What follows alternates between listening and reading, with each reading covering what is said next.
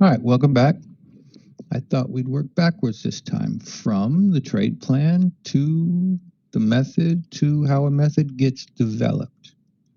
So, all of these posts have been about the trade plan, right? About consistently making one, how to make one, what to put in it, how to know every aspect of your trade ahead of time and then execute according to plan. So, we're going to work a little backwards today, talk about a little bit of market structure.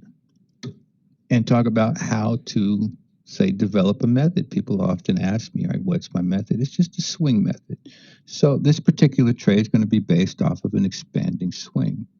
So let's talk about how to develop a method in the first place. You're going to start off with a repeatable pattern, a repeatable market structure. So I'm a market structure person, right? That's what I use: swings, gaps, washes, etc. You can use moving averages, whatever indicator you want, MACDs, blah, blah, blah. What you want to do is start off with a baseline, okay? And that baseline will be whatever it is that you understand, what you relate to. And for me, it's going to be market structure. In this case, I'm going to use an expanded swing as my example. Now, once you have your repeatable, I mean, you see it, you can recognize it, your repeatable pattern, or like I said, it can be an indicator, it doesn't matter. Then you want to understand it thoroughly because that's what you're going to use as your baseline. It's not the end of the story. Once you have the baseline, you're going to structure objective trade rules around it. And this will take a little bit of tweaking. Don't ever just learn a method from somebody as if it's gospel. You want to understand that method. You might need to adapt that method. Even if you don't want to develop your own method, this is a good exercise to do just to learn a few things. So again, everybody puts this attention on the setup and the magic setup or the magic lines. You can do this with trend lines too, by the way. But that's not where the action is, right? You need to be able to ground this and structure objective trade rules. How are you going to enter? Where are you going to put a stop, etc. And there's any number of ways that you can do that. And then it's just a matter of doing a little bit of testing and adjusting and seeing what works and what doesn't. So let's talk about understanding it first. All right. So this is an expanded swing, meaning small swing, expand, and then continue in the original overall direction it was going. So that's what we're going to use, and that's what this is based off of. You should be able to draw a model of it and then see it and model it on the chart, right? You can see this is the same thing. It's an expansion. What happens? Well, people are short, people in different areas. The minute it starts up, right? We got to cover and collect profits. But what we're looking at and counting on with this is the overall direction. So it's just resetting itself. And if you think about it, this is no different than this. It's just turned at an angle. If you took a range, right, it's like a false breakout. Yay! Oh. And that's all this is. And so that's an understanding of what an expanded swing is doing. So once you start with that and something you could recognize, you'll start to notice tendencies. Like I've always noticed with these, if I get a couple of relative same size swings that get expanded, this guy will all tend to test its second swing back. It'll beat the first swing, test the second swing back. And an entry can be designed off of that. You can see, right? It does it in my model too. It's not perfect. It's not always. Don't look for exact rules when it comes to trading. This is first just understanding it and noticing tendencies. Right? It's market structure. You can take a chart that maybe looks like chaos. And the same thing here, right? We can see it. Boom, boom, boom, boom. And this comes in many forms as well, right? You can see a little one here. This would be a minor.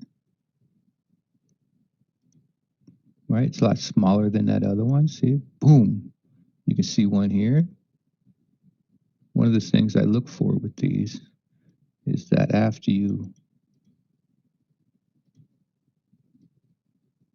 get the expand and it turns around, it cracks it seriously, like shoom, shoom, just like that. And you can look for these and you can then design a way to enter. There's no perfect entry. Then you design a way to do a stop. You know, the markets are beautiful when you can see and understand. I see them in swing. So I see structure, like I see the mountain structure. See the bar? See where this swing tried to go up? Right? That's a structure. It's just called a mountain. Now watch it, right? You can see. It's one big swing cycle, huh? Zoom. And things tend to return to where they cracked. And this guy is probably about the same size as this one. Now, this looks pretty in hindsight and all that, but we can't trade in hindsight. We need reality and we need to manage our risk and we need to structure things. We can't leave it in the abstract. We have to ground it. Okay, so now I'll talk about, now let's just, we've kind of worked our way about how to develop a method. Start with a baseline, understand it, and then structure some trade rules around it. So for instance, I want to trade this swing to the downside. I have a way I've structured this. You can structure it any number of ways. My way isn't perfect. So I'm just going to take this reaction leg, cut it up in quarters, and use that. You can use a moving average when the moving average rolls over. It doesn't matter. Just what you want to do is find something, test it, and use it consistently. That's the key, right? Consistently. So this particular method, my entry I'm going to use on this is actually under research. It's a bit experimental. I don't usually use confirmation, but I've been using in a lot of these videos a confirmation entry. And I'll do it consistently and learn from it. And I got my position size nice and small, so it's no big deal. And I know trading comes from a series of trades. You've already seen I lose a lot, and then I make a 6R here and there. So this particular setup requires an expansion, requires it to start coming down, and at least show me it wants to come down by, hitting one of these lines, and then come back up to hit that line. So now I'm just going to use, there's no magic in it. I'm going to enter here. This is part of the documentation. So this is just 50% of the reaction line. There's no magic to it. I know exactly, here's the key. I'm going to do a sell stop, exactly 152.82. I know exactly where I'm going to put a stop, 163.86. I know exactly how many shares that's going to be. And I know exactly where my target is. I'm going for 6 to 1. I know exactly how I'm going to manage this. It's not that this is a perfect set of parameters. Actually, this is a testing set of parameters for me. But I'm going to use it consistently. Everything you change changes things. If I use a big stop, I won't be able to get a 6R. All right, so once you have that, this is part of making the plan. And the other part is documenting. So here I just use a spreadsheet that I made myself. And today is the 14th. So now we're to the actual serious part of everything and what all of these lessons are only about, although I'm teaching other stuff. So we know exactly what we're doing, and now we're going to do the documentation phase of trade planning. I know I'm going to go in at 152.82. I know I'm going to put a stop at 163.86. I need to change this to a short. 45 shares based on a calculation here. This setup is that one, and 6 to 1, which is going to give me a target of 86.58. And then when that's done, I'll move it over to the portfolio. These are all the trades we've done with trade plans. And we've done them all live ahead of time.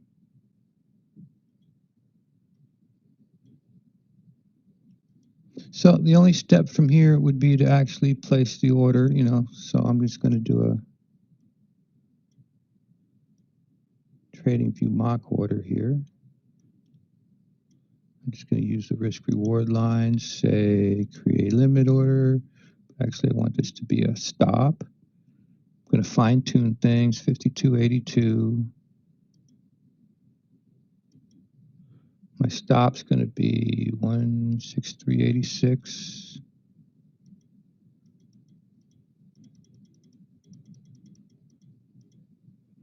And my risk going to be 500 smackers, 45 shares, everything matches. And, no emotions, right? It's just trade, trade, trade, trade. We'll put this sell, orders away. And that's it, right? This is a matter of trade. So I can see in this chart, right, I have a setup that stopped. I had one that wins. There was one that stopped. There was a win, one that misses, right? So it's stop, BE, win, stop, stop, stop. And that's trading, not being right and trying to avoid losing. All right, so that's a wrap. Just think about this. Do this as an exercise to sum up. Find something repeatable. It can be an indicator. It can be a trend line. The whole idea is putting structure around it. It's going to be your baseline, okay? Understand it, and then design some objective way to enter and place a stop. Could be anything. All right, so that's it. Now, if this trade, right, is part of the setup, if this trade hits the high before it hits the entry, it cancels, right? So we have rules. So I don't have to worry and think about it, because then it's making the swing even bigger and I'll have to adjust things. All right, so that's it.